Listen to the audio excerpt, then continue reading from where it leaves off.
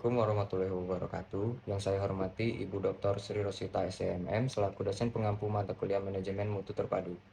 Pada video ini saya akan membahas penerapan manajemen mutu terpadu atau TQM dalam rantai pasok suatu produk.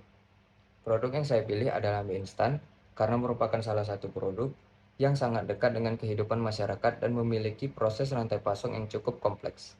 Dalam tugas ini, saya akan menjelaskan 3 hal utama, yaitu alur rantai pasok mie instan, risiko mutu yang dapat terjadi pada setiap tahap rantai pasok, serta strategi perbaikan mutu yang dapat dilakukan untuk menjaga kualitas produk hingga sampai ke tangan konsumen. Alur rantai pasok pada mie instan. Rantai pasok merupakan aliran barang dan informasi yang dimulai dari bahan baku hingga sampai kepada pelanggan akhir. Pada produk mie instan, rantai pasok dimulai dari pemasok bahan baku atau supplier. Bahan baku utama yang digunakan antara lain tepung terigu, minyak goreng, bumbu, kemasan plastik, dan berbagai bahan pendukung lainnya. Setelah bahan baku diterima oleh perusahaan, bahan tersebut masuk ke tahap produksi di pabrik. Pada tahap ini dilakukan proses pencampuran bahan, pembentukan mie, pengukusan, penggorengan atau pengeringan, pemberian bumbu hingga proses pengemasan. Setelah proses produksi selesai, produk mie instan akan disimpan di gudang sebelum didistribusikan ke berbagai wilayah melalui distributor. Selanjutnya, produk dikirim ke toko, minimarket, supermarket, maupun agen penjualan. Tahap terakhir adalah pelanggan atau konsumen sebagai pengguna akhir yang akan menilai kualitas produk berdasarkan rasa, keamanan kemasan, dan kepuasan penggunaan. Selanjutnya ada risiko mutu yang dapat terjadi. Dalam setiap tahapan rantai pasok, terdapat berbagai risiko mutu yang dapat memengaruhi kualitas produk akhir. Risiko pertama terjadi pada tahap pemasok bahan baku. Apabila tepung terigu yang dikirim berkualitas rendah atau sudah terkontaminasi, maka kualitas mie yang dihasilkan juga akan menurun. Selain itu, keterlambatan pengiriman bahan baku dapat mengganggu proses produksi. Risiko kedua terjadi pada tahap produksi. Kerusakan mesin, kesalahan pengaturan suhu, kurangnya pengawasan kualitas, atau kesalahan tenaga kerja dapat menyebabkan produk cacat. Misalnya, mie menjadi terlalu rapuh, kemasan tidak tertutup sempurna, atau komposisi bumbu tidak sesuai standar. Risiko ketiga terjadi pada tahap penyimpanan di gudang. Kondisi gudang yang lembab dapat merusak kemasan dan mengurangi kualitas produk. Selain itu, kesalahan dalam pengelolaan stok dapat menyebabkan produk mendekati masa kadaluarsa. Risiko keempat terjadi pada tahap distribusi. Kerusakan selama pengiriman akibat penumpukan barang yang tidak tepat dapat menyebabkan kemasan penyok atau sobek sehingga mengurangi kualitas produk.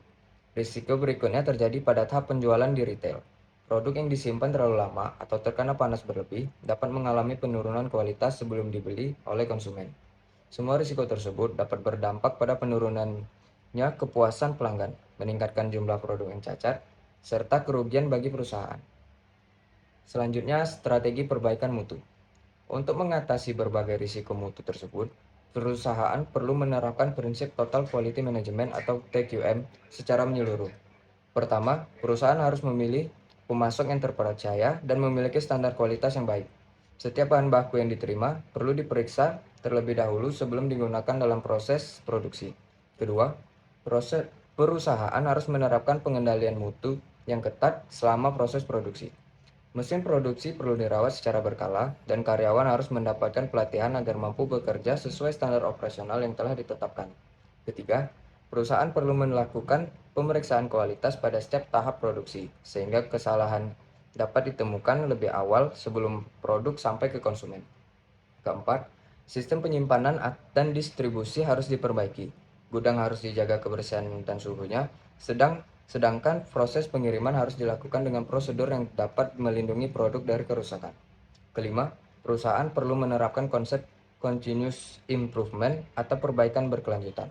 Artinya, perusahaan harus terus mengevaluasi proses kerja dan mencari cara untuk meningkatkan kualitas produk secara terus-menerus.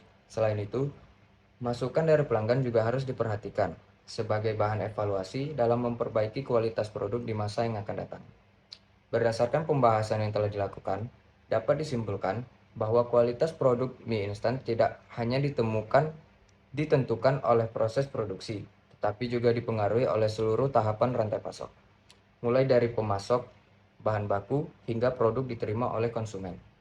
Risiko mutu dapat muncul pada setiap tahapan, seperti bahan baku yang tidak sesuai standar, kesalahan produksi, kerusakan saat penyimpanan, maupun masalah selama distribusi. Oleh karena itu, penerapan Total Quality Management sangat penting untuk menjaga kualitas produk melalui pengendalian mutu, kerjasama dengan pemasok, pengawasan proses produksi, serta perbaikan berkelanjutan. Dengan penerapan TQM yang baik, perusahaan dapat meningkatkan kepuasan pelanggan, mengurangi produk cacat, dan mempertahankan daya asing di pasar.